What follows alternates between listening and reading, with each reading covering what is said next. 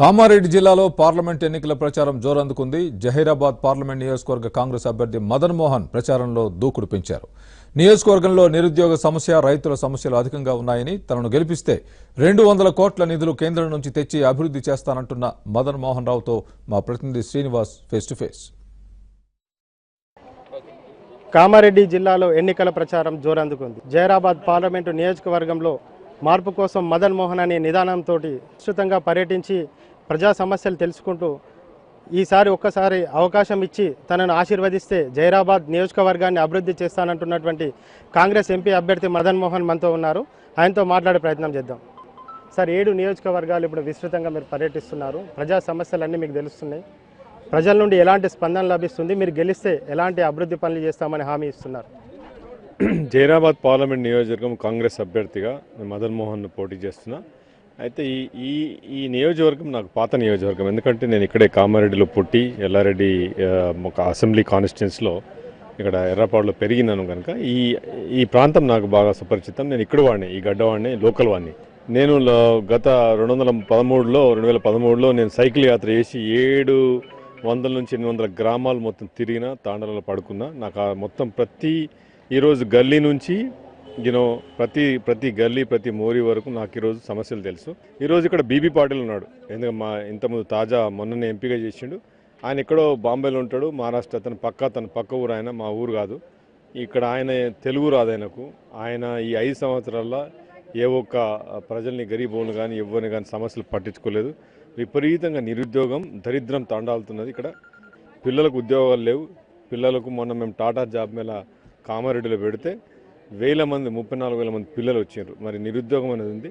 నేను ఒకటే చెప్తున్నాను, నేను ఒక మధ్యతరగతి కుటుంబం నుంచి వచ్చిన, మా ఫాదర్ ఒక టీచర్ కనుక నేను ఒకటే చెప్పేది ఏంటంటే, నాకు ఆ బాధలు తెలుసు, ఆ కడుపు నొప్పి తెలుసు. నాకు ఈరోజు 20 దేశాల్లో నేను కంపెనీలు నడిపిస్తున్నా. నిరుద్యోగ రహిత అంటే పిల్లగాళ్ళు జిరాక్స్ కాపీలు పట్టుకొని రోడ్ల మీద తిరగద్దు. ఎందుకంటే రేపు చిన్న కంపెనీలు, ఐటీ కంపెనీలు తీసుకొద్దామని, చిన్న పరిశ్రమలు తీసుకొద్దామని, మరి ప్రతి ఒక్కడికి ఏదో ఒక ఆదాయాన్ని చేయాలని నేను ఈరోజు తపన పడుతున్నాను. ఇప్పుడు ఎల్లారెడ్డి నియోజకవర్గ ఎమ్మెల్యే మొన్నటిదాకా కాంగ్రెస్ పార్టీ నుండి గెలవడం జరిగింది. అయినా ఇటీవలే టీఆర్ఎస్ పార్టీలోకి చేరిండ్రు. ఇప్పుడు మీరు ఎల్లారెడ్డి నియోజకవర్గంలో మీరు పర్యటిస్తున్నారు. మీకు ప్రజల నుండి ఎలాంటి స్పందన లభిస్తుంది?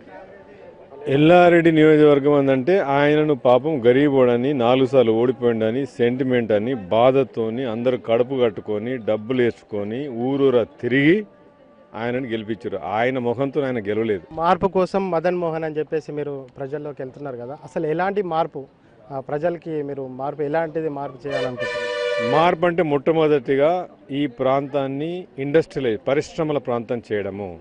ప్రతి ప్రాంతంలో కొన్ని ఇబ్బందులు ఉన్నాయి, ఉద్యోగాలు లేవు కనుక పరిశ్రమలు చేస్తే ఈ ప్రాంతం యువతకు ఉపాధి కలుగుతుంది, అభివృద్ధి అవుతుంది. రాహుల్ గాంధీ ప్రైమ్ మినిస్టర్ అవుతున్నాడు. నేను ఎంపీగా గెలిచిన తర్వాత రాహుల్ గాంధీ గారి దగ్గరికి ఈరోజు రాహుల్ గాంధీ గారితో కంప్యూటర్ చేసేవాళ్ళు నేను నంబర్ 1 కనుక ఆయన నాకు ప్రధానమంత్రి అయిన తర్వాత ఈ ప్రాంతం వాడిని, ఇక్కడోని, లోకల్ని కనుక ఈ ప్రాంతానికి తీసుకొచ్చి మార్పు చేద్దాం. రోడ్లు అద్దంలాగా తయారు చేసుకుందాం. ఈచ్ కాన్స్టిట్యున్సీకి 200 కోట్లు పెట్టి వాటర్ పైప్ లైన్స్ వేసుకుందాం. పిల్లలకు ఉద్యోగాలు ఇప్పించుకుందాం.